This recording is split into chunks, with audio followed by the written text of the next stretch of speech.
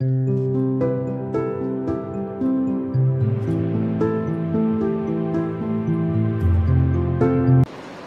ఆదివారం మనం ఏం వాక్యం చెప్పుకున్నాం? అబిగైల్. అబిగైల్ మంచి స్త్రీనా? అబిగైల్ అనగా అర్థం ఏంటి? తండ్రి యొక్క సంతోషం. నా పాలనగా మోటువాడు. దావీదు అనగా దావీదు అనగా దేవుని నామానికి వందనాలు. ఈ యొక్క దినాన్ని మనం చెప్పుకునే వాక్యము ఆదికాండము 3వ అధ్యాయం 22వ వచనం. ఎరుగునట్లు ఆదాము మనలో ఒకటి వంటి వాడాయను, తీసుకుని దేవుడైన యెహోవా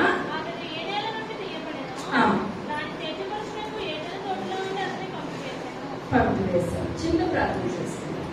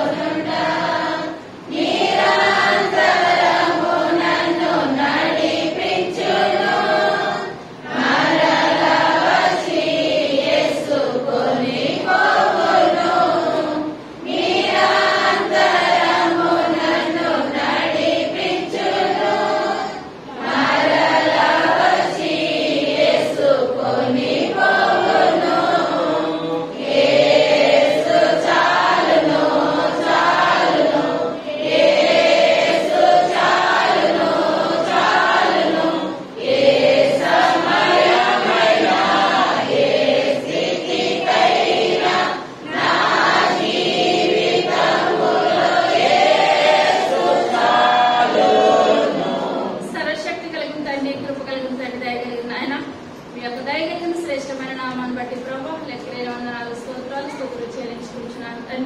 అయ్యా ఈ యొక్క దినాన్ని ప్రభావ నాయన వాక్యం చెప్పడానికి నిలబడుతున్నాను. మరుగుపరచండి ఆయన. మీ యొక్క నాయన పరిశుద్ధ ఆత్మశక్తితో మాట్లాడగలిగే శక్తిని నాకు దయచేయండి ఆయన.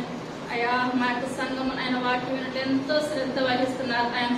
అందరిని బట్టి మీకు వందనాలు చెల్లించుకుంటున్నాను తండ్రి. అయ్యా మీ యొక్క సన్నిధానంగా మీ యొక్క వాక్యం అనగా బాబు మీ యొక్క మాటలు అనగా ప్రభావ అయ్యా పరుగున వస్తున్న విధానాన్ని బట్టి మీకు వందనాలు చెల్లించుకుంటున్నాను తండ్రి. శ్రద్ధ గలవాడు ఐశ్వర్యవంతుడగలని మీ యొక్క వాక్యం సెలవిస్తున్నది ప్రభావ. అయ్యా శ్రద్ధ కలిగి బిడ్డలు వస్తుంది ప్రభావ వాక్యానుసారమైన జీవితాలు అందరికీ దయచేయండి. అయ్యా మా అందరితో మీరుండడని మీరు మాట్లాడండి. అయ్యా మా జీవితాలు సరిచేయండి. అయ్యా మా బ్రతుకులు సరిచేయండి. మీకు దగ్గరగా మేము జీవించే గొప్ప కృపను ధన్యతను దయచేయమని త్వరగా రాబోచున్న యేసయ్య నామమున పెట్టుకుంటున్నాము తండ్రి. ఆమేన్. చదువుకున్న వాటికి మన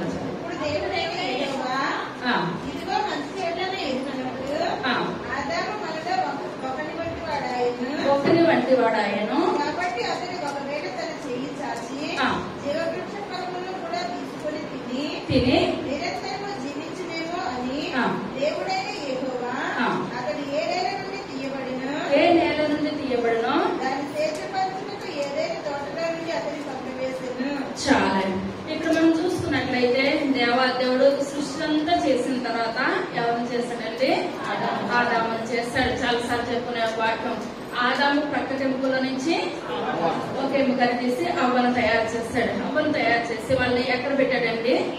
ఏదైనా తోటలో పెట్టాడు. ప్రతి పండు ఉన్నది, వాళ్ళు తినాలా, సరదాగా ఆడుకోవాలి. చల్లపొట్టిన డైలీ దేవాదేవుడు వాళ్ళ దగ్గరికి వచ్చేవాడు. వాళ్ళ దగ్గరికి వచ్చి వాళ్ళతో సరదాగా కాసేపు గడిపి మరలా ఆయన పరమనకు వెళ్ళిపోయేవారు. ఈ విధంగా ఉన్న మంచిగా ఉన్నది దేవునికి వేడికి సాంగత్యం మంచిగా ఉన్నది. మంచిగా ఉండడం చూసి అక్కడ ఎవరు చేరిపోయారండి? సాతాను చేరిపోయింది. సాతాను వచ్చేసి ఆ యొక్క ముందు ఆదాము దగ్గరకు వచ్చింది. ఆదాము ఎంత మాత్రం కూడా మాట వినలేదు.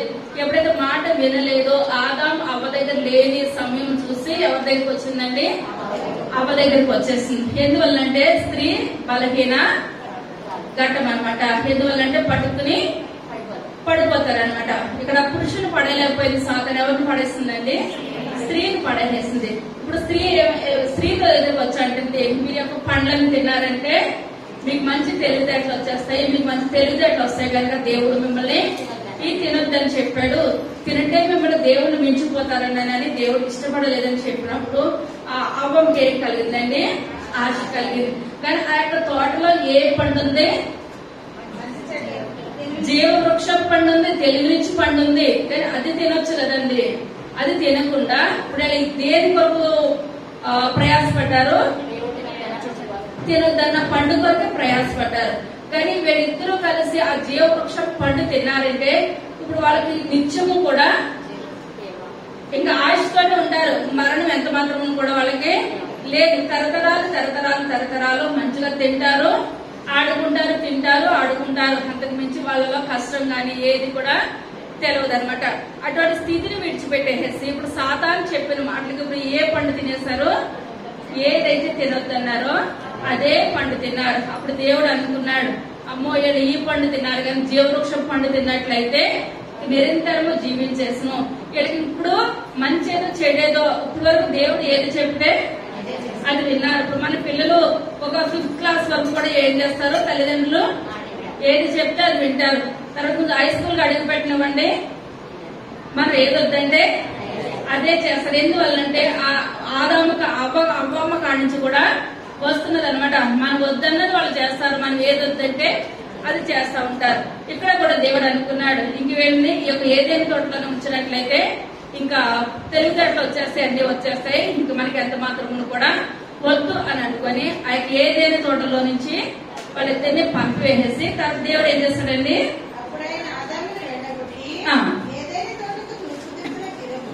కెరూబులను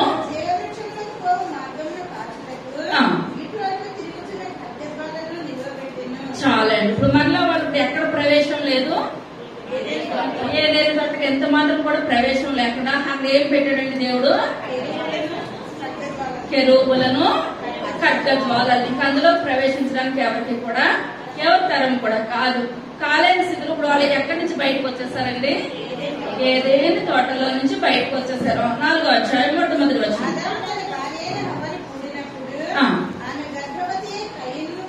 కయ్యూను కని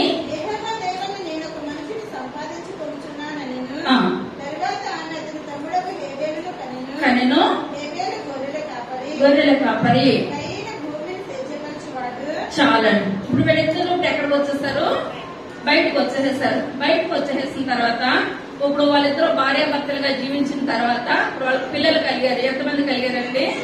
2 కుమారులు కలిగారు. పెద్ద కుమారుడి పేరు కయ్యూను, చిన్న కుమారుడి పేరు హేబేలు. ఇప్పుడు కయ్యూను ఇప్పుడు ఏం వృత్తి అండి? భూమిని సేద్యపరచేవాడు. హేబేలు గొర్రెల కాపరి. వీళ్ళిద్దరు కూడా ఈ రకంగా జీవిస్తున్నారు. తర్వాత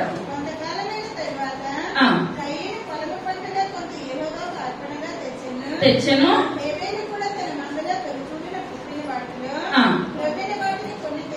తెచ్చను లక్ష్య పెట్టాను. చాలండి. ఇప్పుడు వీళ్ళిద్దరూ కూడా ఇప్పుడు ఏం చేస్తారంటే దేవునికి ఇప్పుడు కయ్యూను పంట పండించిన దాంట్లో కొంత భాగం పట్టుకొని వచ్చారు. హేబేలు ఆ యొక్క మందలోది కొంత భాగం దేవునికి పట్టుకొచ్చారు. కానీ మనం ఎంత పట్టుకొచ్చామన్నది కాదు, కానీ మనం ఎలా పట్టుకు రావాలండి? హృదయపూర్వకంగా పట్టుకు రావాలి. ఇష్టం లేకుండా మనం ఎంత చేసినా సరే బూడిదలో పోసిన పన్నీర్ అయిపోతుంది. ఇప్పుడు ఏసారి లోకంలోకి వచ్చినప్పుడు అక్కడ ఆదివారం దినాన ఆ సంఘంలో ప్రతి ఒక్కరు కూడా కానుకలు వేస్తున్నారు. కానుకలు వేస్తూ ఉంటుండగా పెద్ద పెద్ద వాళ్ళు డబ్బు కట్టలు పట్టుకొని వచ్చి కానుక పెట్లో వేశారు. ఒక పేద విధవరాలు ఏం వేసిందండి? 2 కాసులు వేసింది. దేవుడు ఎవరిని మెచ్చుకున్నాడు? కట్టలు వేసిన వాళ్ళు మెచ్చుకున్నాడా? 2 కాసులు వేసిన ఆమెనే మెచ్చుకున్నారు. ఎందువల్లంటే ఆమె ఎలాగేసింది? హృదయపూర్వకంగా ఇష్టంతో వేసింది. అలాగే ఇప్పుడు ఇక్కడ ఇద్దరు కూడా కయ్యూను పట్టుకొని వచ్చారు, హేబేలు పట్టుకొని వచ్చారు. మనం పట్టుకొచ్చిన దాంట్లో కాదు, కానీ మనం ఎలా పట్టుకు రావాలండి? హృదయపూర్వకంగా పట్టుకు రావాలి. ఇప్పుడు కయ్యూను అయితే హృదయపూర్వకంగా ఏమాత్రం కూడా పట్టుకు రాలేదు. హేబేలు అయితే హృదయపూర్వకంగా పట్టుకొని వచ్చాడు. పట్టుకొని వచ్చిన తర్వాత ఇప్పుడు దేవుడు ఎవరు అర్పణ లక్ష్య పెట్టాడండి? హేబేలు యొక్క అర్పణ లక్ష్య పెట్టాడు. ఎప్పుడైతే హేబేలు యొక్క అర్పణను దేవుడు లక్ష్య పెట్టాడు, ఇప్పుడు ఎవరు కోపం వచ్చేసింది?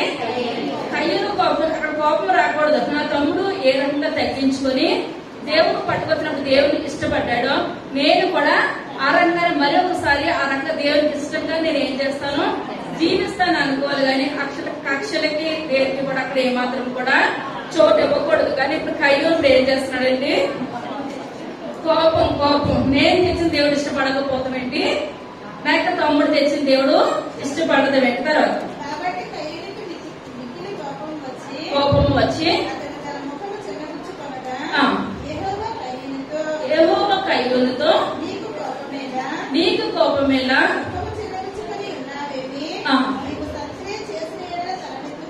తలనెత్తుకొనవా?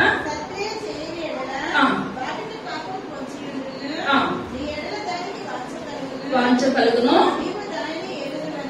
చాలా దేవుడు కయ్యూను దగ్గరికి వచ్చి అంటున్నాడు, నువ్వెందుకు మొక్క అలాగా చిన్నబుచ్చుకొన్నావు అని చెప్పేటప్పటికి ఏమి లేదు అంటున్నాడు. మనలో పాపం ఉన్నట్లయితే పాపం ఎక్కడుంటదండి? వాకిట్ మనకు పాపము పొంచి ఉంటది. నువ్వు సత్క్రియ చేసావు గనక నీ మనసులో నీ యొక్క తమ్ముడిని అసూయ పడ్డావు గనక ఆ అసూయ అంతా కూడా నీ ముందు నీ వాకిట్లో ఉన్నది, నీ ముఖంలో ఉన్నది. అది నువ్వు సత్క్రియ చేయకపోతే నీ తమ్ముడు ఎలా ఫ్రీగా ఉన్నాడో నువ్వు కూడా అలాగే ఉంటావు కదా అని చెప్తా ఉంటుంటే ఇప్పుడు ఇతను ఏం చేసుకోవాలి? దేవుడే వచ్చి మాట్లాడుతున్నాడు కదా, నీ జీవితాన్ని నువ్వేం చేసుకోవాలి? సరి చేసుకోవాలి. వాక్యం ఒక్కొక్కసారి చెప్పి వాళ్ళకి వస్తుంది, విని వాళ్ళకి వస్తుంది. ఏ రకమైన ఏ స్థితిలో ఉన్నా మన లోకంలో ఉండగా వాక్యాన్ని బట్టి మనందరం కూడా ఏం చేసుకోవాలండి? సరి చేసుకోవాలి. యాకోబు భక్తుడు అంటున్నాడు కదా, తీయొద్దు కానీ అర్థం ముందుకు వచ్చి మన ముఖాన్ని ఎలాగ సరి చేసుకుంటామో వాక్యంలో మనం ఏం చేసుకోవాలి? మన ప్రవర్తనను సరి చేసుకోవాలి. కయ్యూను సరి చేసుకుంటాడు అంటున్నారా? ఏ మాత్రం కూడా సరి చేసుకుంటలేదు. తర్వాత వారు పొలంలో ఉన్నప్పుడు అతనిని చంపెను.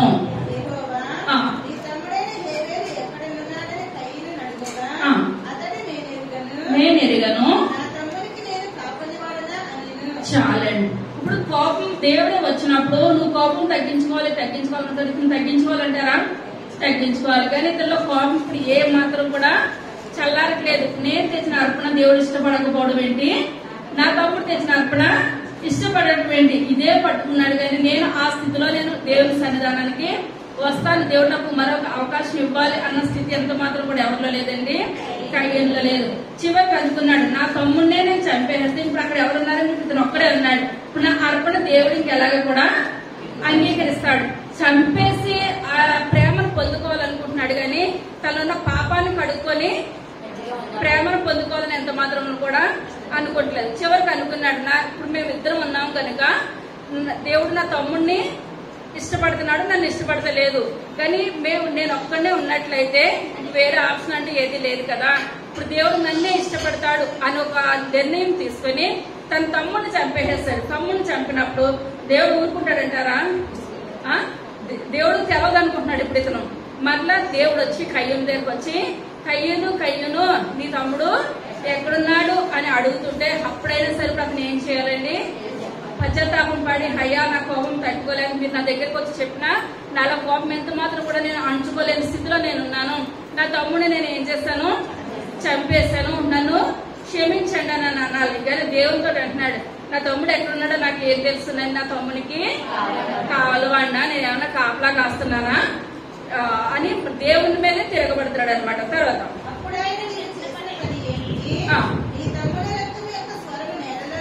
నేలలో నుండి నాకు మొరపెట్టుచున్నది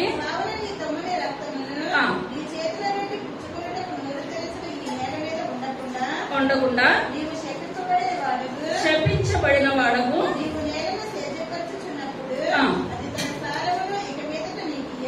సారం ఇక మీదట నీకు ఇయ్యదు.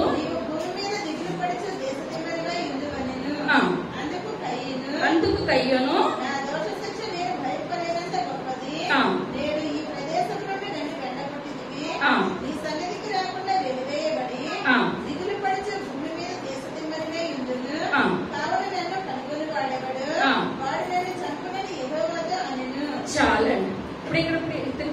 అంతకంతకి ఏం చేసేస్తుంది, ఎక్కువైపోతుంది.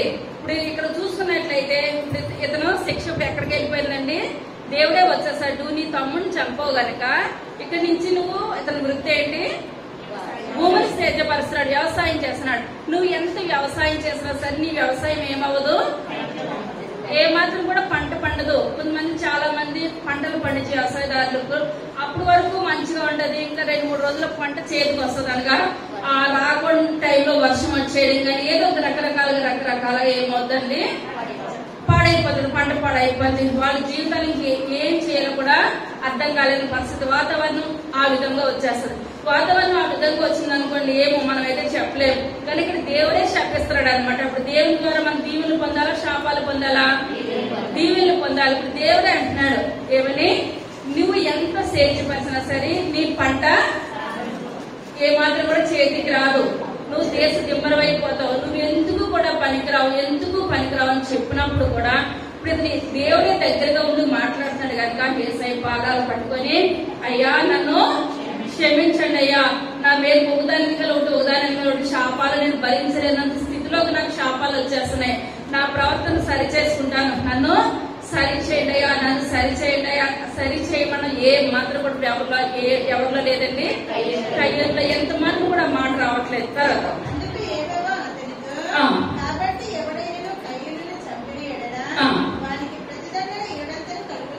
కలుగునను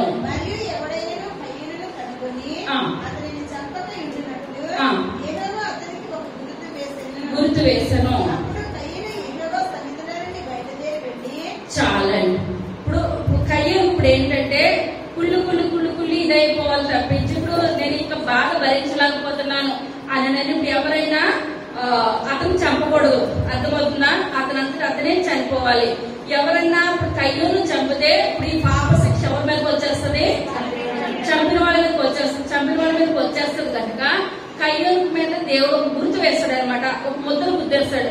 ఆ ముద్రను గుర్తిన వాళ్ళని ఎవరో కూడా ముట్టకూడదు, తాకకూడదు. అతని పాపాన్న అతనే పోవాలి, అతను చేసిన దానికి అతనే మంచం మీద ఉండి ఆ శిక్ష భరించాలని దేవుడు ఒక గుర్తు వేసేస్తాడు.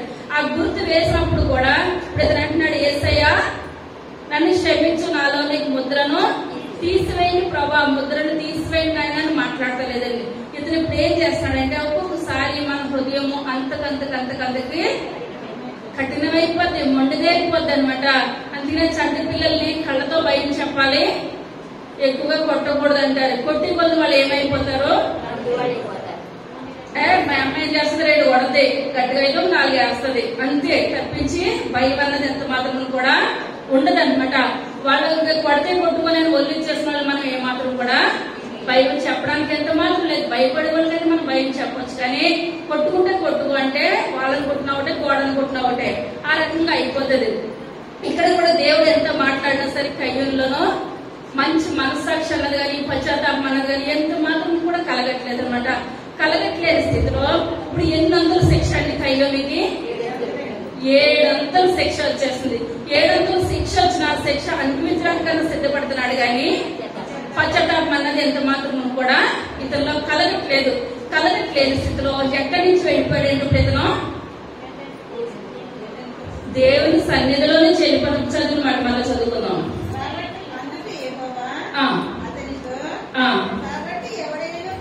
అది కాదు. అప్పుడు కయ్యూను యెహోవా సన్నిధిలో నుండి బయలుదేరి వెళ్లి, చాలండి ఎక్కడి నుంచి వెళ్ళిపోయాడు, యెహోవా సన్నిధిలో నుండి. చివరికి దేవుని సన్నిధిలో నుంచి అన్నా వెళ్ళిపోతాను కానీ నేను మారనంటే మారను. ఇప్పుడు మనం దేవుని సన్నిధిలోంచి వెళ్ళిపోవాలా, దేవుని సన్నిధిలోనికి రావాలా?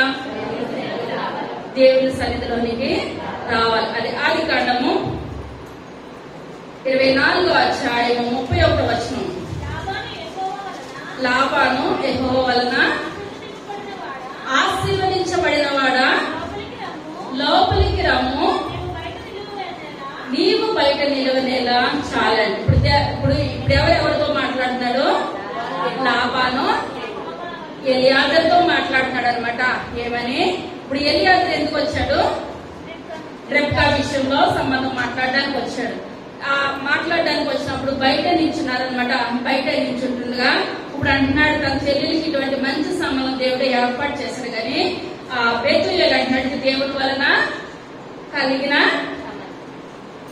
సంబంధం మేము అవునని గాని కాదని గాని ఎంతమాత్రం కూడా చెప్పలేము. దేవుడు మనకు కలిగింది యొక్క అనుబంధం. ఇక్కడ ఇతను అంటున్నాడు లాభాన్ని అంటున్నాడు తన యొక్క అన్న దేవుడి వల్ల ఆశీర్వదించబడిన వాడా, ఒక దైవ సేవకుడు కుటుంబం దగ్గర నుంచి అబ్రహాం కుటుంబం దగ్గర నుంచి నువ్వు వచ్చావు. అబ్రహాం సేవకుడు, నువ్వు బయట ఏమాత్రం కూడా నిలవడానికి వీలు లేదు. నువ్వు ఎక్కడికి వచ్చేయాలి? లోపలికి వచ్చేయాలి. నువ్వు లోపలికి వచ్చేయాలి కానీ బయట ఉండడానికి ఎంత మాత్రం కూడా వీలు లేదు. కానీ ఇప్పుడు లోనున్న ముందే ఏదైనా రోడ్లో నుంచి బయటకు వచ్చేస్తారు. మళ్ళీ బయటకు వచ్చేసిన వాళ్ళు ఇంకా ఇంకా ఎక్కడికి వెళ్ళిపోయింది కుటుంబము? ఇంకా బయటికి దేవుని సన్నిధిలో నుంచి ఇతను ఎక్కడికి వెళ్ళిపోతున్నాడు? బయటికి వెళ్ళిపోతున్నాడు. అది లూకా సువార్త 15వ అధ్యాయము 11వ వచనం.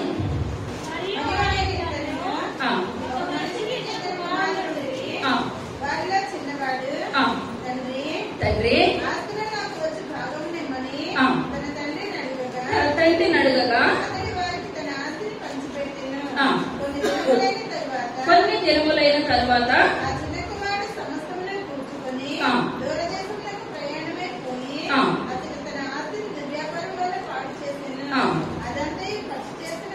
ఖర్చు చేసిన తర్వాత వాడు ఇబ్బంది పడసాగి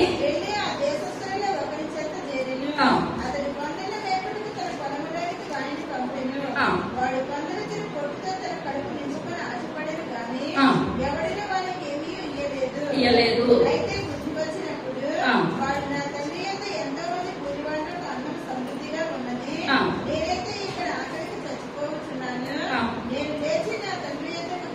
వెళ్ళి తండ్రి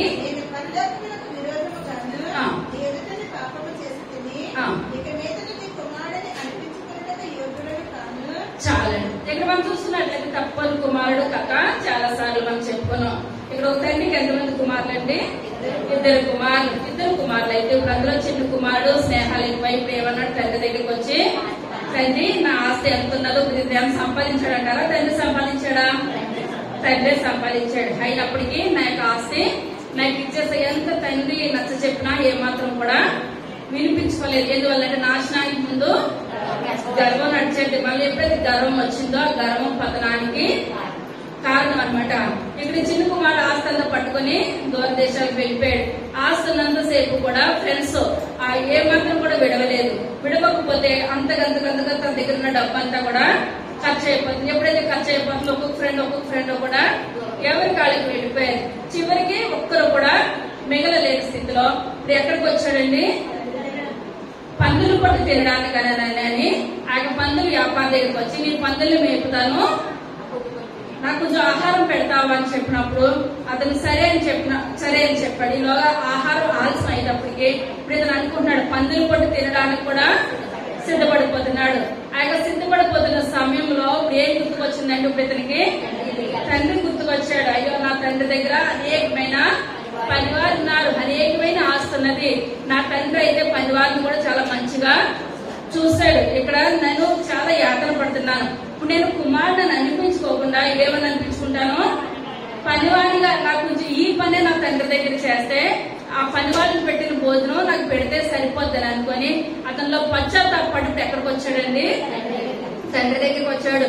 తండ్రి దూరం నుంచి చూస్తున్నాడు, నా కుమారుడు వస్తాడా అని కుమారుడు గారికి ఎదురు చూస్తున్నాడు తండ్రి. ఇప్పుడు కుమారుడు వస్తా ఉంటాడుగా తండ్రి పైనుంచి గబగబగా పరిగెత్తుకుంటా వెళ్ళి కుమారుడు మెడ మీద పడి ఏడ్చి లోనకి తీసుకొని వచ్చి ఇప్పుడు అతనికి ఏం చేశాడండి? స్నానం చేయించి ప్రశస్తమైన వస్త్రాలు తొడిగి ఉంగరం తొడిగి కాళ్ళకి చెప్పులు అనగా మంచి వస్త్రం అనగా పరిశుద్ధమైన జీవితం ఆ యొక్క పాదరక్ష ఇదంతా కూడా సన్మానం చేసిన తర్వాత పెద్ద విందు చేయిస్తున్నాడు ఆ యొక్క తండ్రి.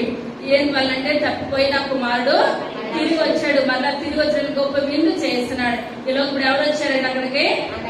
అన్నగారు వచ్చాడు. అన్నగారు వచ్చినప్పటికి ఆయన వాయిద్యాలన్నీ వినబడుతున్నాయి.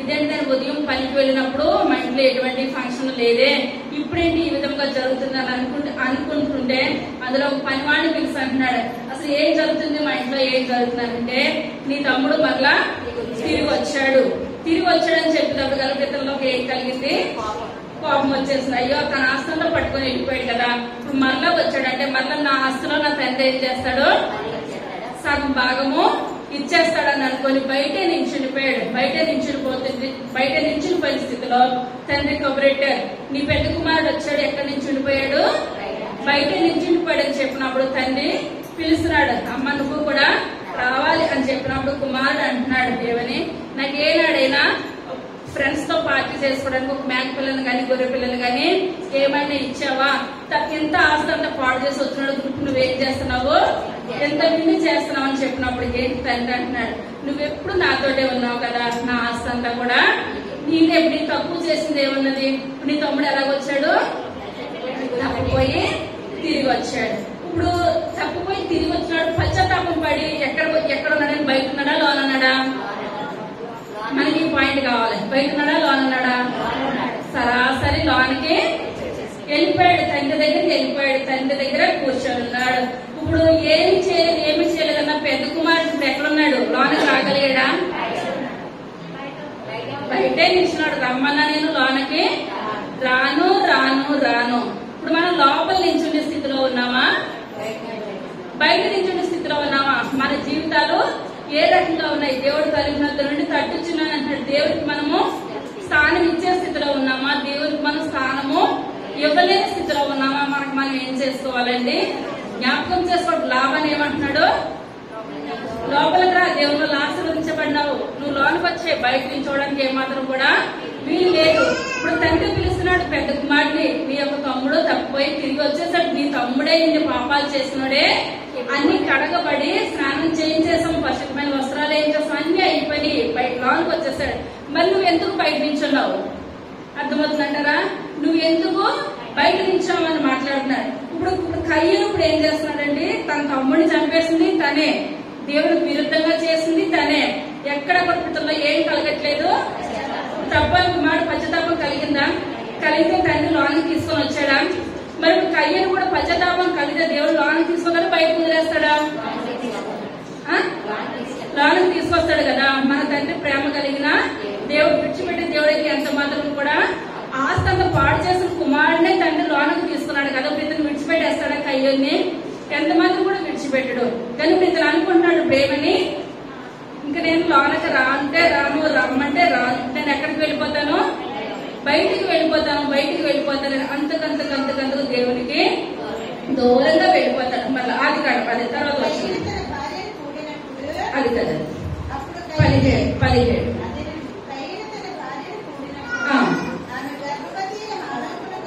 హానోకును కనెను, ఊరు కట్టించి, చాలండి. ఇక్కడ చూసుకున్నట్లయితే ఇప్పుడు కయ్యూని వివాహం చేసుకుని దేవుని దగ్గర నుంచి బయటకు వచ్చేసాడు. బయటకు వచ్చేసిన ఆ కయ్యూను వివాహం చేసుకుని ఎవరు పుట్టారండి, హానోకు పుట్టాడు. ఏ హానోకు, ఈ హానోకు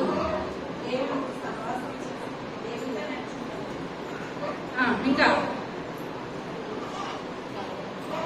ఈ హానోకు దేవునితో నడిచినవాడు కాదు.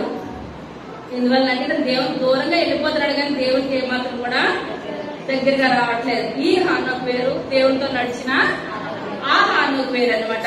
ఇప్పుడు ఇతనికి ఎవరు పుట్టారు, ఉండండి, కయ్యూనికి ఎవరు పుట్టారు, హానోకు పుట్టాడు. హానోకు పుట్టినప్పుడు ఈ యొక్క హానోకు పేరు మీద ఇప్పుడు అతను ఏం కట్టించేస్తాడు, ఊరు కట్టించేస్తాడు. అదే పశ్చాత్తాపం కలిగిన వాడైతే ఆ పేరు, అసలు ఆ పేరు మీద, ఆ ఊరు ఎవరి పేరు మీద కట్టించాలి, తమ్ముడు పేరు మీద కట్టించేయాలి. దేవుని కొంచెమైనా కోపం చల్లారని అనమాట. కానీ ఇప్పుడు ఎవరు గొప్పని చూస్తున్నాడో, కొడుకు గొప్ప, అయ్యో నేను చేసింది తప్పు, నా తమ్ముడిని చంపేస్తాను కదా, ఒకవేళ నా తమ్ముడే నా కొడుకుని పుట్టాడేమో అనుకొని అతనికి ఒక హేబేల్ అని పేరు పెట్టి, ఆ ఊరి పేరు ఏం పెట్టాలి, హేబేల్ అని పెడితే కొంచెం పద్ధతిగా ఉండదేమో, కానీ అది ఏది కూడా చేయలేదు. ఇప్పుడు ఇతను ఏ పేరు పెట్టాడండి, హానోక్ అని పెట్టాడు. హానోక్ పేరు మీద పెట్టి, హానోక్ పేరు మీద ఏం కట్టించాడు, ఒక ఊరే కట్టించేస్తాడు. అంటే అతను ఎప్పుడు అతను గొప్ప తప్పించి ఎదటోళ్ళు గొప్ప తమ్ముడు మంచి స్థితిలో ఉంటే తమ్ముడునే చూడలేకపోయాడు. ఇతనే పద్ధతి ఇతనే తెప్పించి రెండో వాళ్ళని ఏమాత్రం కూడా పక్కకి రానివాడు అనమాట. తర్వాత హానోకు ఎవరు పుట్టారంటండి? ఈరాదు పుట్టాను. ఈరాదు మహూయేలును కనెను. చాలండి, మీకు లైన్ వచ్చేయాలి. ఫస్ట్ ఆదాం ఎవరిని కన్నాడు? హేబెల్ వదిలేండి, హేబెల్ అయిపోయింది. కయ్యూను కథ మనం చూసుకున్నాం. ఆదాం ఎవరిని కన్నాడు? కయ్యూను కన్నాడు. కయ్యూను ఎవరిని కన్నాడు? హానోకుని కన్నాడు. హానోకు ఎవరిని కన్నాడు? ఏరాదుని కన్నాడు. ఏరాదు ఎవరిని కన్నాడు? మహూయేలుని కన్నాడు. మహూయేలు ఎవరిని కన్నాడు? గుర్తుంటదంటారా? మనకి ఎక్కువ వంశావళిలే గుర్తుండాలి. అర్థమవుతుందంటారా? మళ్ళా మొదలు పెద్దామా? హానోకు కుమారుడు కయ్యూను కుమారుడు హానోకు. హానోకు కుమారుడు ఈరాదు. ఈరాదు కుమారుడు మహూయేలు. మహూయేలు కుమారుడు మతుషయేలు. మతుషయేలు కుమారుడు ఇప్పుడు మనం చెప్పుకున్న వాక్యం లేమేకండి. ఇతను కావాలి ఇప్పుడు మనకి. ఎవరు కావాలి? లేమేకు. ఇప్పుడు ఎన్ని వంశాలు వచ్చేసినాయి? ఎంతమంది వచ్చేసారు ఇక్కడికి ముందు?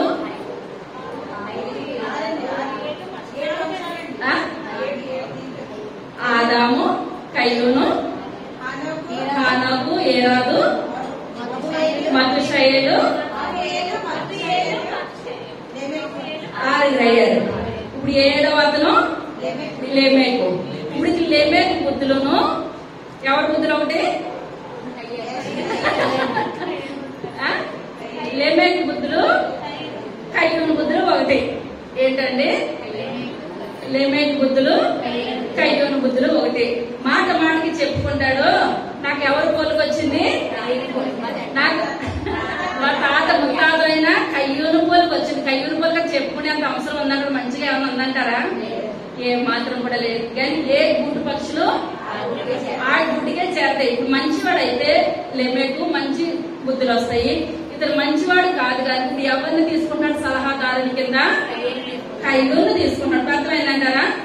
తర్వాత చదువుకుందాం. ఎంతమందిని చేస్తున్నాడండి? ఇద్దరు స్త్రీలను. మొట్టమొదటి ఇద్దరు భార్యలు ఇప్పుడు ఎవరుకున్నారంటే బైబిల్ గ్రంథంలో లేమేకే ఉన్నారు. ఈ లేమేకి కానించే ఇద్దరు భార్యలు మొదలైందంట. ఎక్కడి నుంచండి? లేమేకే. అంతవరకు కూడా ఎంత దుర్మార్గం చేసిన కయ్యూను ఒక భార్యతోటే ఉన్నాడు. హానోకు ఒక భార్యతోటి ఉన్నారు. వీళ్ళందరూ కూడా ఒక్కొక్క భార్యలతోటే ఉన్నారు.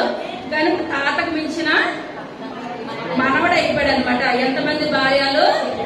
ఇద్దరు భార్యలను చేస్తున్నాడు. తర్వాత చదువుకుందాం. ఒక దాని పేరు ఆదా, రెండో దాని పేరు సిల్లా. ఫస్ట్ భార్య పేరు ఏం పేరండి? ఆదా. రెండో భార్య పేరు సిల్లా. సిల్లా అనగా రక్షణ అన్నమాట అర్థం. ఇప్పుడు ఇద్దరు భార్యలను చేస్తున్నారు. ఇద్దరు భార్యలకి ఒకరినొకరు ఇద్దరిని ఒక ఊరు ప్రాంతంలోనే పెట్టాడు. అందరూ కూడా కలిసి జీవిస్తున్నారు. ఇప్పుడు ఏళ్ళకి ఎంతమంది పిల్లలు? ఏళ్ళకి ఎంతమంది పిల్లలు చూస్తున్నాం. మొట్టమొదటిగా యాబాలును కనెను. చాలా.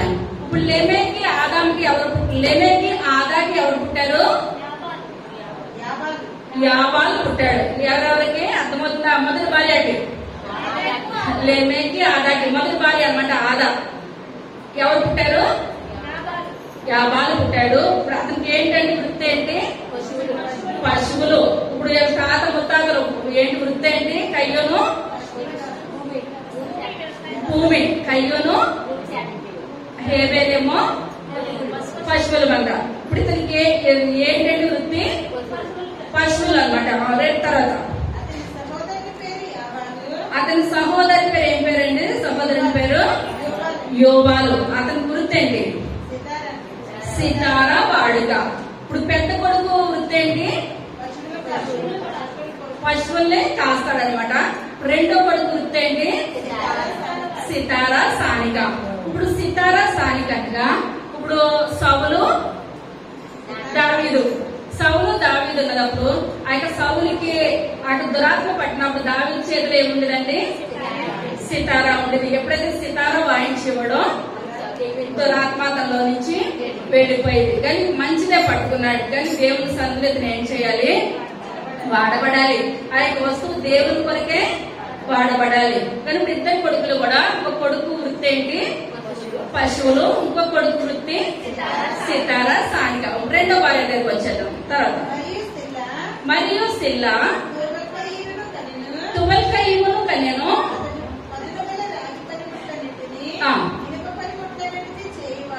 చాలండి. ఇప్పుడు ఇద్దరు వృత్తి ఏంటి? రాగి పనిముట్లు, ఇనుప పనిముట్లు. ఒకరు చేసిన ఒకరు చేస్తున్నారా? ఎంత మాత్రం కూడా ఐక్యత కలిగి నువ్వు చేసిన పని నేను చేయను, నేను చేసిన పని నువ్వు చేయద్దు అని ఇప్పుడు ఏం చేస్తున్నాడు? ఇప్పుడు ఏం చేస్తున్నాడు? రాగి పనిముట్లు, ఇత్తడి పనిముట్లు.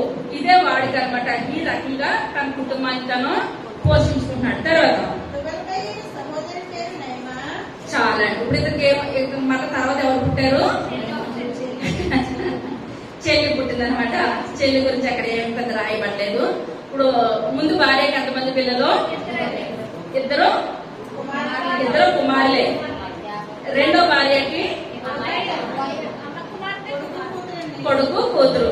మొత్తం పిల్లలు 4 పిల్లలు. ఇద్దరు భార్యలు 4 పిల్లలు. 4 పిల్లలు అయితే ఇప్పుడు ఇద్దరు భార్యల్ని పిలిచి మొత్తం సంతానాన్ని అందరినీ దగ్గర పెట్టి ఇప్పుడు ఇక్కడ పాట పాడుతున్నాడండి. ఇద్దరు భార్యలను పెట్టి ఇక్కడ పాట పాడతారు. చదువుకున్నాం. చూసారా ఎలా పిలుస్తున్నాడో? నేను ఒక మాట చెప్తాను. ఓ ఆదా, ఓ సిల్ల, మీరిద్దరు ఎక్కడికి వచ్చేస్తారు? నా దగ్గరికి రండి. నేను మీకు ఒకటి నేను చెప్పాలి. నేను ఒక పాట పాడుతున్నాను. ఆ పాట ఎటువంటి పాట అంటే మా తాత ముత్తాతలైన కయ్యూను చేశాడు చూడు, అటువంటి గొప్ప పని నేను ఈ యొక్క దినాన నేను చేశాను కనుక అది మీ ముందు నేను చెప్తున్నా అని చెప్పేటప్పటికి ఇద్దరు భార్యలు కూడా ఏం చేస్తారండి?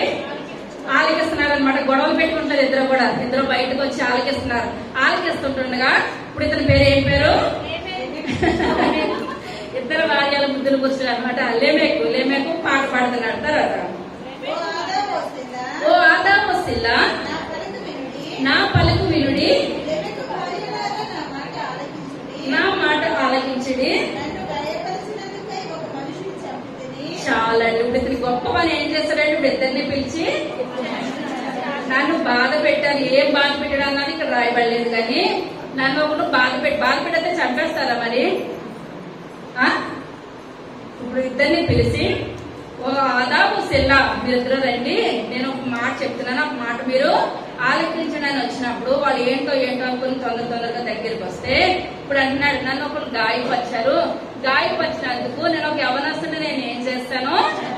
చంపేసేస్తాను. అది మంచి పని ఏమన్నా గొప్పగా చెప్తున్నాడు. తర్వాత పడుచువాన్ని చంపి తిని చాలా 7 అంతలు. ఎప్పుడు చంపకూడదని ఇతనికి తెలుసా? ఇప్పుడు హేబేలు చంపాడు కయ్యూను. హేబేలు చంపినందుకు దేవుడు ఎన్నంతలు శిక్ష విధించాడండి? 7 అంతలు దేవుడు శిక్ష విధించాడు. ఇతను అంటున్నాడు ఓ ఆదాము సిల్లా నేను మీకు మాట చెప్తున్నాను, నా మాట మీరు ఆలకించండి. ఒక పడుచువాడు నా మీదకి వచ్చినాక అతను నేను ఏం చేశాను? చంపేశాను. ఈ రకంగా ఎవరు కూడా చంపకూడదు. అలాగే మా తాత ముత్తాతలైనా కయ్యూనొకరిని చంపేస్తారు. కయ్యూనొకరిని చంపేసినందుకు అతనికి శిక్ష ఎన్నొంతులు వచ్చింది? 7 వంతులు శిక్ష వచ్చింది. మరి శిక్ష వస్తుందంటే తెలుసు కదా, 7 వంతులు వస్తుందని తెలుసు కదా. తెలిసినప్పుడు అది తప్పని అనుకోవాలి కదా. కానీ ఇతను అంటున్నాడు నాకు ఎంత శిక్ష వచ్చినా పర్లేదు, ఇతని శిక్ష ఇతనే నిర్ణయించుకుంటున్నాడు. దేవుడైతే 7 వంతులు నిర్ణయించాడు. కానీ ఇప్పుడు ఇతనైతే చాలా నిర్ణయించుకుంటున్నాడు శిక్ష. తర్వాత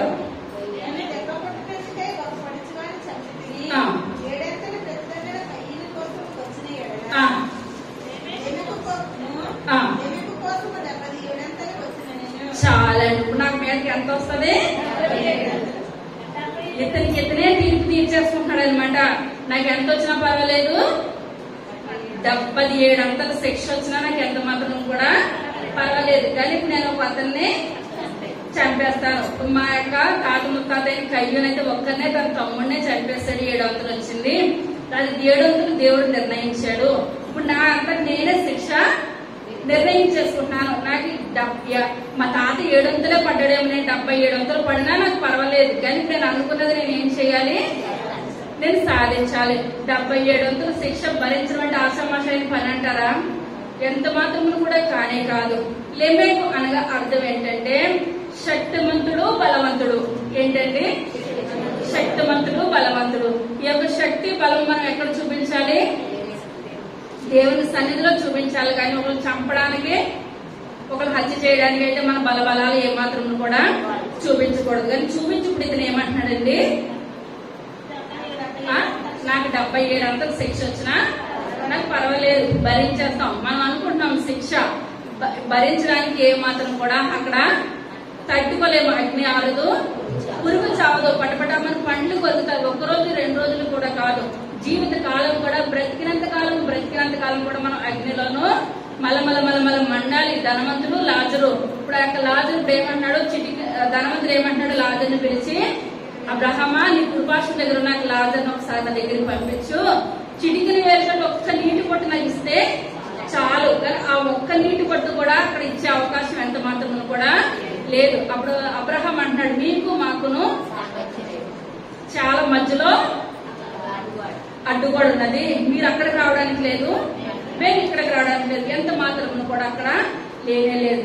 మన జీవితాలు, మన కుటుంబాలు కూడా మన మంచి వాళ్ళని మనం ఏం చేయాలండి, సాదృశ్యంగా ఎంచుకోవాలి. మన పిల్లలు, అమ్మ నీకు ఎన్ని మార్కులు వచ్చినాయి అమ్మ అంటే, అమ్మ ప్రెసిడెంట్ గారు అబ్బాయి ఫెయిల్ అయిపోయాడు, ఎవరి గొడవలో మనకి ఎందుకు, ప్రెసిడెంట్ గారు అబ్బాయి ఫెయిల్ అయిపోయినా అలాగే తరతరాలు తినే ఆస్తుంటది కాబట్టి నడిచిపోతుంది. మనం కష్టపడాలి, బ్రతకాలి, మన జీవితం మనం చూసుకోవాలి. కానీ ఇప్పుడు ఇతను సాటి ఎవరు చూస్తున్నాడండి, తన తాత అయిన దుర్మార్గుని చూస్తున్నాడు అనమాట. ఇప్పుడు మొట్టమొదటి హంతకుడు ఎవరు, కయ్యూను. రెండో హంతకుడు లెమెకు. మొట్టమొదటి 2 భార్యలు లెమెకు. ఇటువంటి మంచి బిరుదులన్నీ కూడా ఎవరిలో వచ్చేసినాయండి, లెమెక్ లో వచ్చేసినాయి. కనుక ఇప్పుడు మన పిల్లలు చిన్నప్పటి నుంచి, మన చిన్ననాటి నుంచి మన దేవుని సన్నిధిలో పెంచాలి, భక్తి అనేది పెంచాలి. ఇప్పుడు మన తాతలు మంచివాళ్ళు కాదు, మన తండ్రులు మంచివాళ్ళు కాదు. అటువంటిది ఏది కూడా నా బిడ్డ మీద ఏలుబడి చెయ్యొద్దు ప్రభా. మాకు ఒకవేళ ఇప్పుడు ఇద్దరు లాంటి వాళ్ళే మన తాత ముత్తాతలు ఉన్నారనుకోండి, మా పిల్లలకి 700 వచ్చినా పర్లేదు, 77 వచ్చినా పర్లేదు అని వాళ్ళు ఏం చేస్తారో అవసరాన్ని బట్టి నోటు మాట వదిలేస్తారు. మన నోటు మాటలు చాలా జాగ్రత్తగా తీసుకోవాలి. అది పిల్ల తరాలు శాపాలు ఏం చేస్తాయి, కుటుంబాల మీద ఏలుబడి చేస్తూ ఉంటాయి. మనం ప్రతి ప్రార్థనలో అనాలి, ప్రభా పితరుల శాపాలు ఏది కూడా నా బిడ్డల మీద ఏ మాత్రం కూడా ఏలుబడి చేయొద్దు నాయన. కొంతమంది ఉంటారు తాగి ఎట్టుపడతాడు మాట్లాడేస్తూ ఉంటారు, కానీ వాళ్ళ జీవితానికి కాదు, కానీ పిల్ల తరతరాలు దేవుడు వచ్చేస్తున్నాయండి, కుటుంబానికి శాపాలు ఏలుబడి చేసేస్తున్నాయి. తల్లిదండ్రులుగా దేవుడి సన్నిధిలో మన బిడ్డలను పెంచాలి, మనం ఉండాలి. మొట్టమొదటిగా మనం అనుకున్న మాట అదే, ప్రభా పితరుల శాపాలు ఏది కూడా నా కుటుంబానికి ఏలుబడి చేయద్దయ్యా, నా బిడ్డలకి ఏమాత్రం కూడా ఏలుబడి చేయద్దు. మీ యొక్క రక్తంతో నా బిడ్డలు మీరు ఏం చేయాలి, కడగండి అయ్యా, పరిశుద్ధపరచండి. మీ యొక్క సన్నిధిలో మా కుటుంబం తరతరాలు ఆశీర్వదించబడే కుటుంబంగా మా కుటుంబం ఉండాలని ప్రార్థన చేయాలి. అదే మొదటి యోహాను రాసిన పత్రిక 2వ అధ్యాయం 14వ వచనం, చిన్న పిల్లలారా రాయిచున్నాను, తండ్రులారా ఎరిగి ఉన్నారు గనుక మీకు రాయిచున్నాను. యవనస్తులారా మీరు బలవంతులు,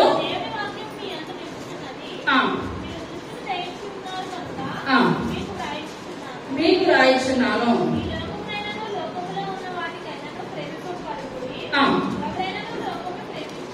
లోకమును ప్రేమించిన ఎడల లోకంలో ఉన్నదంతయు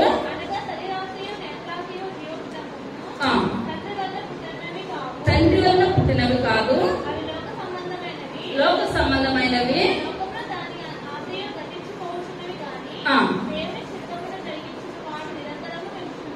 చాలా ఇప్పుడు ఈ యొక్క వాక్యాన్ని మనం కంటతా పెట్టి ఇది మనం ఎవరికి నేర్పించాలండి, మన పిల్లలకి నేర్పించాలి. ఏమనంటే ఈ లోకంలో ఉన్నది శరీరాశ, నేత్రాశ, జీవడము, అది ఎవరి వల్ల పుట్టినది కాదు, తండ్రి వలన పుట్టినది ఎంత మాత్రం కూడా కాదు. మనం దేవుని సన్నిధిలో ప్రార్థన జీవితము జీవించాలి, దేవుని సన్నిధానికి వెళ్ళాలి, తెల్లారులైతే బైబిల్ చదవాలి, ప్రార్థన చేయాలని మన బిడ్డలకు నేర్పినట్లయితే ఆ యొక్క చిన్ననాటి నుంచి మనం మంచిగా మన బిడ్డలు పెంచినట్లయితే మన పిల్లలు ఏమవరండి పెద్దవాళ్ళు అయినప్పుడు తొలగిపోయి ఎంత మాత్రం కూడా తొలగిపోయే అవకాశం ఏమాత్రం కూడా లేదు. కానీ ఇక్కడ కయ్యోను చెప్పాడా తన బిడ్డలకి, తర్వాత హానోకు చెప్పాడా తన బిడ్డలకి, ఎవరు కూడా చెప్పట్లేదు. కానీ శిక్ష అంటే ఏమాత్రం కూడా అర్థం కాలేని స్థితిలో 700 వచ్చినా పర్లేదు కానీ అతనే వెళ్ళిపోయాడు దేవుని సంతరించి. ఇతను శిక్ష ఇతనే వేసేసుకున్నాడు. 7700 శిక్ష వచ్చినా నాకు ఏది కాదు, 7700 కాదు. మనకు తరతరాలు కూడా దేవుని యొక్క ఆశీర్వాదం కావాలి. కానీ శాపాలు ఎంత మాత్రం కూడా మన కుటుంబంలో శాపాలు ఏర్పరచడానికి ఎంత మాత్రం కూడా వీలు లేదు. అదే మొదటి యోహాను రాసిన పత్రిక 3వ అధ్యాయము 9వ వచనం. దేవుని మూలంగా పుట్టిన ప్రతి వానిలో ఆయన బీజము నిలుచును గనుక వాడు పాపము చేయడు, పాపము చేయజాలడు.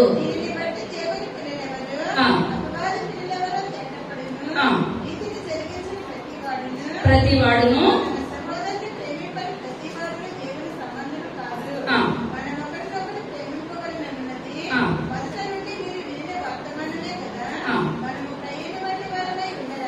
ఎవరు వంటి వారు రాదంటే ఇక్కడ కయ్యూనులాగా ఎవరో కూడా మనం ఈ లోకంలో ఉండడానికి వీలు లేదు.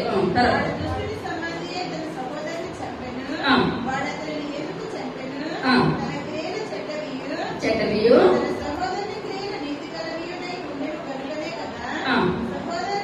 సహోదరులారా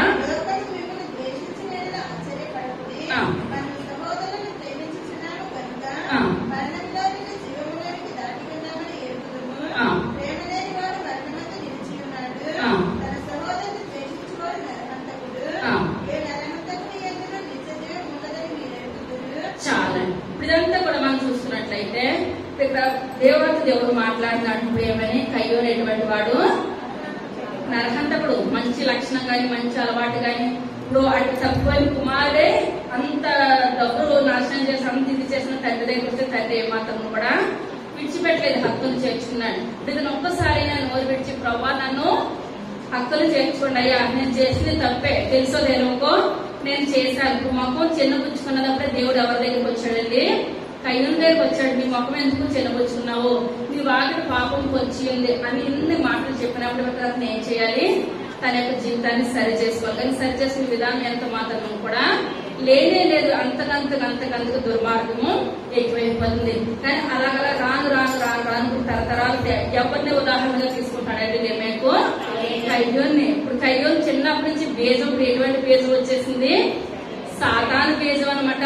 సాతాను లక్షణాలు, సాతాను మాటలే తప్పించి ఆ సహోదరిని ప్రేమించే మనసు గాని మనస్తత్వం గాని ఎవరిలో లేదండి. కయ్యోనులో ఎంత మాత్రం కూడా లేని లేదు. కానీ ఇదే లేమెక్కులు బైబిల్ గ్రంథంలో ఇంకొకరు ఉన్నారు, చెప్పగలుగుతారా? చెప్పాలి, ఏదో అంటారు. నోవాహు తండ్రి చెప్పబడుతున్నారు. ఆది కాండము 5వ అధ్యాయము 28వ వచనం.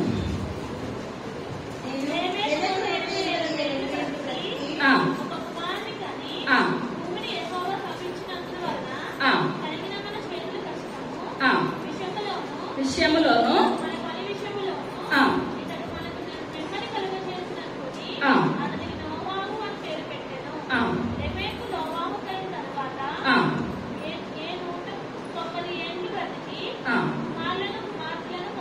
చాలండి. ఇప్పుడు ఇతను ఎవరైతే తండ్రి ఎవరంటే ఇతను కుమారుడు ఎవరు? నోవాహు తండ్రి ఎవరు? లెమెకు. ఇతను అయితే మంచివాడు. ఆ మంచివాడు ఎవరు పుట్టారు? నోవాహు మంచివాడు పుట్టాడు అనమాట. ఈ తరం వారిలో నీతిమంతులు అంటూ నోవాహు తప్పించి ఎవరు కూడా నీతిమంతులు లేరు. ఆ కుటుంబం దేవుని కొరకు వాడబడింది. ఆ వాడలో ఎంతమంది ప్రవేశించారండి?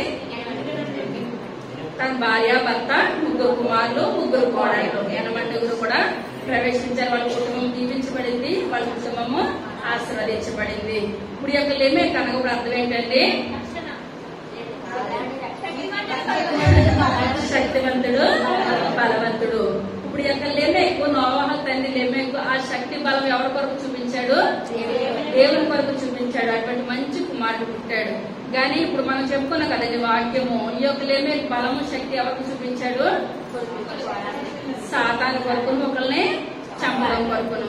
ఇప్పుడు మనం చెప్పుకున్న మొత్తం వంశావళి చెప్పగలుగుతారా? చెప్పాలి.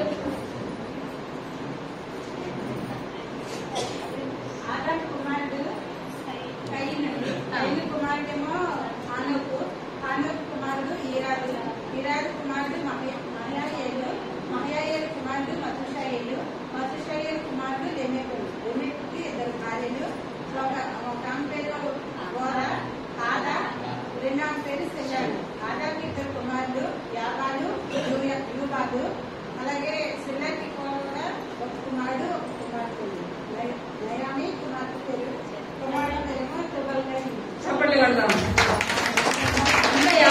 అంతా చెప్పాలి, కొంచెం అన్న చెప్పగలరు. ఈ వంశంలో చెప్పగలుగుతారా?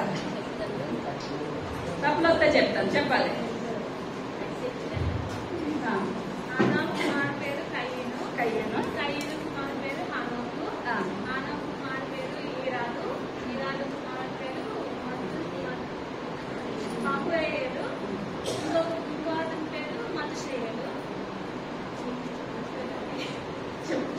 మతుషాయేలు కుమారుడు లేమాకు, లేమాకి 2 భార్యలు, ఆదా, సిల్లా. ఆదాకి 2 కుమారులు యాబేలు, యూబేలు. సిల్లాకి కుమారుడు కుమార్తె తుబల్కయీను, నయమా. చప్పట్లు కొడదాం. ఇంకా ఎవరైనా కొంచెం అయినా, అంత వద్దు, కొంచెం అయినా.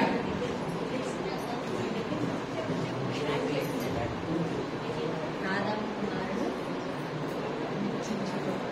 నమ్మలంగా ఆదాము కుమారుడు కయీను, కయీను కుమారుడు హానోకు, హానోకు కుమారుడు ఈరాదు, ఈరాదు కుమారుడు మహయాయేలు, మహయాయేలు కుమారుడు మతుషాయేలు, మతుషాయేలు కుమారుడు లెమెకు, లెమెకుకి 2 భార్యలు, ఒక పేరు ఆదా, ఒక పేరేమో షీలా. ఆదా కొడుకు కుమారుడు షీలా కుమారుడు. దేవుని నామానికి వందనాలు. చప్పట్లు కొడదాం. శ్రీదేవి చిన్న మాటలో దేవుడు దీవించింది. సర్వశక్తి కలిగిన తండ్రి, కృప కలిగిన తండ్రి, దయగలిగిన ఆయన, మీ యొక్క దయగలిగిన శ్రేష్టమైన నామాన్ని బట్టి ప్రభా లెక్కలేని వందనాలు, స్తోత్రాలు చెల్లించుకుంటున్నాను తండ్రి. గొప్ప దేవ, నాయన విన్న వాక్యాన్ని బట్టి మీకు వందనాలు చెల్లించుకుంటున్నాను తండ్రి. అయ్యా మేము బాబు కయ్యూను వలే కాదు ప్రభా నాయన, 700 శిక్ష భరించడానికి సిద్ధపడ్డాడు కానీ ఆయన పశ్చాత్తాపం ఏమాత్రం కోరుకోలేదు నాయన. అయ్యా నాయన తన మనవుడైన ప్రభా ఏమైతే నాయన 77 శిక్షను కోరుకుంటున్నాడు కానీ బాబు ఏమాత్రం పశ్చాత్తాపం లేదు నాయన. మా జీవితాలు అలాగొద్దున్నాయన, అటువంటి జీవితం మాకు వద్దు ప్రభా. అయ్యా తప్పని కుమారుని క్షమించిన దేవా మీకు వందనాలు చెల్లించుకుంటున్నాను నాయన. అయ్యా క్షమించడానికి ఆయన బాబు దివారాత్రులు మీరు కన్నీరు కాల్చుతున్నారు ప్రభా. అయ్యా చేతులు చాపుతున్నారు తండ్రి. అయ్యా ఆయన ఈ లోకమంతా నీతిమంతుడు లేడు, ఒప్పుడు లేడు. అందరూ పాపం చేసి దేవుడు అనిపించి మహిమను పొందలేకపోతారని మీరు వాక్యం సెలవిస్తున్నారు నాయన. అయ్యా మీ యొక్క రక్తములు మేము కడగబడే కృపను మాకు దయచేయండి నాయన. అయ్యా మా పిల్ల తరతరాలు ప్రభా నాయన ఎటువంటి శాపాలకు గురి కావద్దు నాయన. అయ్యా మీ యొక్క దీవెన మాకు కావాలి తండ్రి, మీ యొక్క ఆశీర్వాదం మాకు కావాలి ప్రభా. అయ్యా మేము మీ కొరకు పాటుపడాలి నాయన. మా సంఘాన్ని బహుగా దీవించండి నాయన, ఆశీర్వదించండి నాయన. అయ్యా వాక్యం నాయన ప్రతి ఒక్కరు వింటుండగానైనా బాబు జీవితంలో మర్చిపోలేని గొప్ప ధన్యతను దయచేయండి తండ్రి. వీటి వల్ల విశ్వాసం కలుగుతున్నారు నాయన. అయ్యా ప్రతి ఒక్కరు గొప్ప విశ్వాసాన్ని దయచేయండి ఆయన. అయ్యా నమ్మకత్వాన్ని దయచేయండి. అంతకంతకు నాయన మీ కొరకు వాడబడగలిగే గొప్ప భాగ్యాన్ని దయచేయండి నాయన. ఇంకా జరిగిపోతున్న ప్రతి కార్యక్రమంలో కూడా ఆయన మీరే ఉండి మీరే మాట్లాడి మహిమ ఘనత ప్రభావాలు పొందమని త్వరగా రాబోచున్న యేసయ్య నామములో వేడుకొంచున్నాము తండ్రి. ఆమేన్.